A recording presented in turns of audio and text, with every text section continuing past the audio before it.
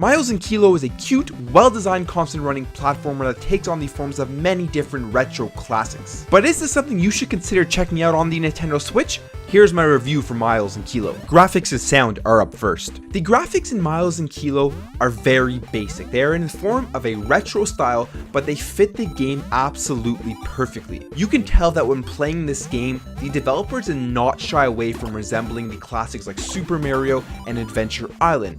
But honestly, this isn't a bad thing. Throughout my playthrough of Miles and Kilo, I really felt like the entire game was kind of a tribute to the best retro platformers that have come out. From the different levels and the different settings, they all really have a tribute to the classic retro games like Super Mario, Adventure Island, Donkey Kong, even Sonic. It's crazy how well they took inspiration from all of these games and put them into Miles and Kilo. Overall, the sound is good and it really fits the gameplay, triggering the proper sound effects to match the on-screen events. However, one of my favorite parts of the entire game is the actual background music. I really love the modernized chiptunes that they have going on in this game. There isn't a huge variety in the background music, but for what there is, I never got annoyed of consistently hearing it play as I died over and over again. Some levels I would be playing for 10 to 15 minutes just because I couldn't beat it, and you would hear the same song over and over again on a continuous loop. You wouldn't actually be able to hear when it restarted.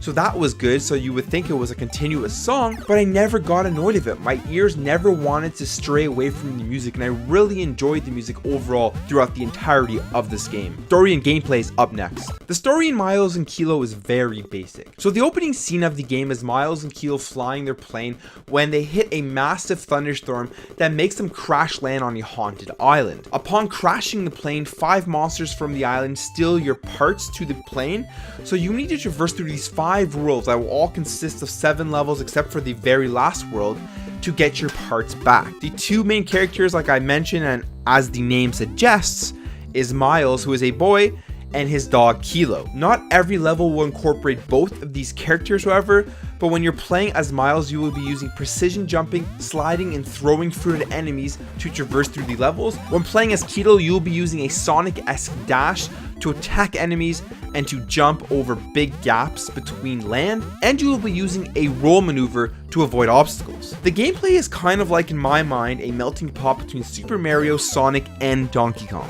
The game really does a great job of mixing up the gameplay and combining different platforming elements to always keep you engaged. So they do a really good job of mixing up the levels so that you're not always doing the same thing over and over and over again. Aside from the basic platforming sections on foot with Miles and Kilo, you will also encounter surfing sections and even levels that highly resemble the iconic roller coaster levels from the Donkey Kong series. The difficulty of the game progressively gets more and more challenging the further you advance. I found that it was pretty easy through the first 3 worlds, but then when I got to the 4th and 5th world, it really took a big turn and got a lot harder for me. It was a lot tougher for me to complete these levels, and sometimes it took me, like I said, 10 to 15 minutes just to complete one level that you could easily do in like 30 seconds. How it works is that if you get hit once in this game, you have to start over the level from the beginning. There are no checkpoints in this game, but that actually perfectly suits it because the length of the levels are so short that you really don't need to have checkpoints, and you're trying to finish the level as smoothly and as fast as possible. At the end of each world, you will fight a boss, and when you defeat that boss, you will get a piece of your plane back, except for the last boss where you are trying to get something else back, but I don't want to ruin it for you. You'll have to play to figure that out. Overall, I think there is a lot of replayability in this game after you have beaten it, because when a level is completed, you get a letter grade, and your score is based off of the amount of coins you collect, the fruit you have left over at the end of the level, and the score you obtained through killing enemies and through the collection of fruit and coins. They also show you how many times you've died before beating the level, but from my experience so far, it didn't have any effect on the grade I received, because I would beat a level sometimes with more deaths and I would get a higher score than if I had beaten a level with fewer deaths. So really, the replayability comes in trying to master the levels and trying to get through them as smoothly as possible without stopping, because it is a constant runner. When playing this game, you actually have the ability to control Miles on foot when you're playing as Miles, and not have constant running on, so you can go back and forth, but there is the option to turn on the constant running, and I would say that is the best way to play if you're trying to get the highest score and you're trying to beat the level as smoothly as possible. When you're playing as Kilo, however, you are constantly running, you're only moving forward and you can't stop. Overall, I think Miles and Kilo is an extremely fun and addicting platformer. It really tests out your platforming skills as you progress through the game and as the levels get harder.